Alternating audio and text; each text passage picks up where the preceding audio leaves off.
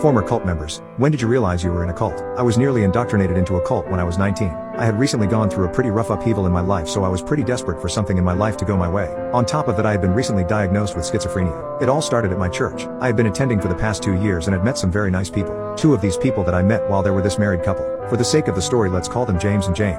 James was 44 and Jane was 29. James and Jane were sweet and very welcoming, so I found their presence to be exactly what I needed at the time. For about 4 months I had been going over to their place to just hang out or have dinner. Their place was covered wall to wall in crosses, fish, and other holy symbols. Over time though, they began to get a bit more intense than they had been in the past. As I got to know them, I would eventually come to tell them about my diagnosis. They were always extremely interested in hearing all about my hallucinations. At first I had only thought they were curious. A couple weeks later, James and Jane invited me over for dinner. I had assumed it would be just like any other time I had gone to visit. When I got there, however, I quickly realized that I was not the only person they invited. 3 other people were there, 2 women and a man. James and Jane told me that they were family from out of town and asked if it was alright for them to join for dinner. I didn't want to be rude, so I hesitantly said yes.